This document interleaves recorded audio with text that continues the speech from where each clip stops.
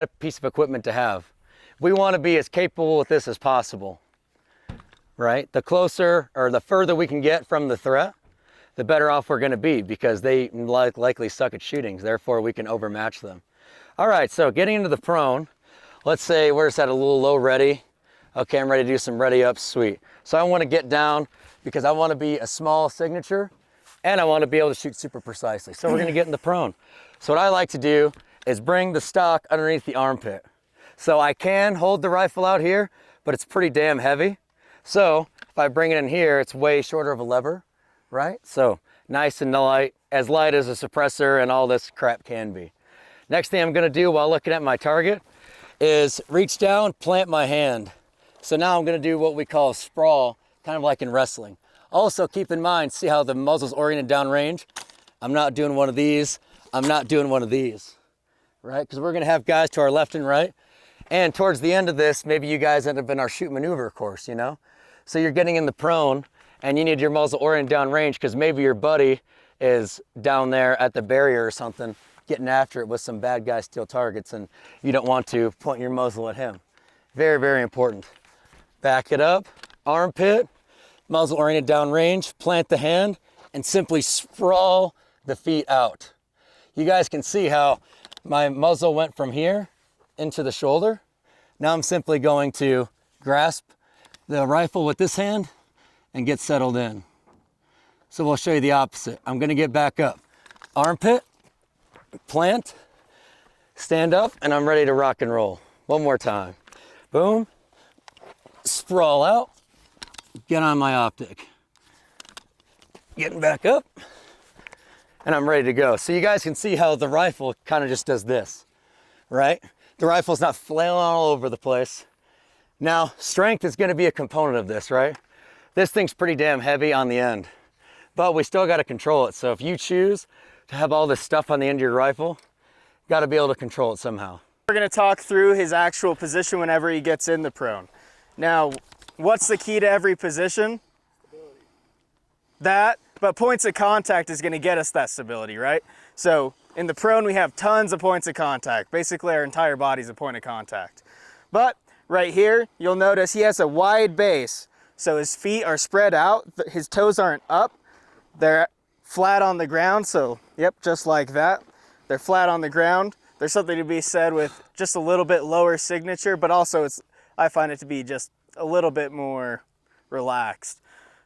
Coming up, we have his elbows planted on the ground. Right now he's in a high prone. If he gets down low, he can actually get one more point of contact with his magazine right there. Who's heard that it'll jam your mag? Probably some of you. It's not gonna jam, you'll be fine. As long as you don't have shit mags, you're gonna be completely fine doing the prone like this. Right here, his hand has slid back, so it's not all the way up on front. He slid it back, and then that's just gonna be able to rest it. You don't need to do too much with that hand. It's just gonna be kind of resting there, and it can help stabilize the rifle a little bit with that recoil. Notice his thumb is actually on the outside. If you come over here, it's not actually around the entire grip. That's just allowing him to put a little bit less input. So whenever he's sitting there and he's trying to shoot fast, he's not sitting there squeezing his hand each time. Not that it's gonna make a huge deal as long as you're doing the trigger correctly, trigger manipulation, but it can help out a little bit for precision shots. His cheek is in a nice neutral position. So what I like to do is actually to get the same cheek well every time, I actually like to put my chin up on the stock and then slide it down. Eventually it'll get to the point where you won't have to do that to get the exact cheek weld every single time. It'll just come with reps, but initially I would highly recommend put your chin on the stock and then just slide it down to your cheekbone. All right, got anything else to add for that? Yeah, just one thing I like to do is points of contact, like Braiden said. So today we're mostly gonna operate in the high prone. That's for a couple reasons, because there's a little bit of foliage, right? And also, I don't know about you guys, but most places I go around Utah, there is some sort of foliage. So we're gonna practice today in the high prone, because it's much more likely that you're going to have to get into that position within our environment, right? Does that make sense to you guys? And it might be a slightly tougher, but hey, it's going to be good to go.